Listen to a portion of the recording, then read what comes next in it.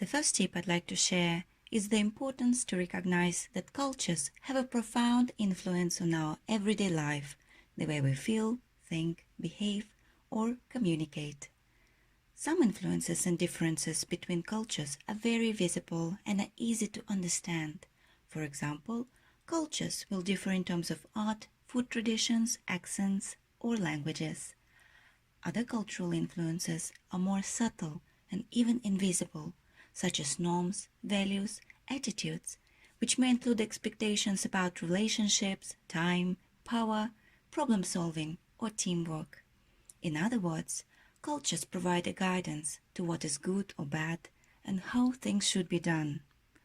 In order to be successful when dealing with people from different cultural backgrounds, it's crucial to recognize this cultural complexity, its visible and invisible elements, as well as its possible influences on the way we do things, make decisions, or communicate. The second tip I'd like to share is the importance to reserve judgment and be tolerant. We already know that cultures can affect almost everything in our lives.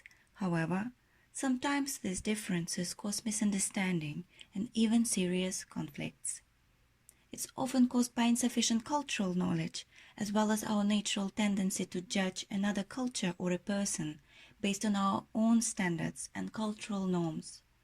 So, developing skills that allow you to reserve negative judgment, accept other point of view, respect the person's feelings, experiences and values, even though they may be very different from yours, are very important for successful intercultural communication or when being immersed in a different culture.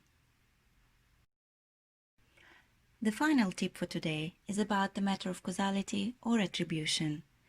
It's very likely that after learning about cultures, one may start thinking that all differences in behavior could be explained by differences in cultural background. However, this is not always the case. For example, when a student remains quiet and passive in a classroom, how much can we attribute this to the cultural factor? Can we also assume that the absence of participation is due to some other reasons? Maybe the student is bored, or maybe just not ready for discussion. The reasons could be numerous, and not all of them are due to a particular national culture. So, critical reasoning, ability to look for multiple explanations to avoid the common trap of attributing everything to culture, is a very important skill for successful intercultural communication.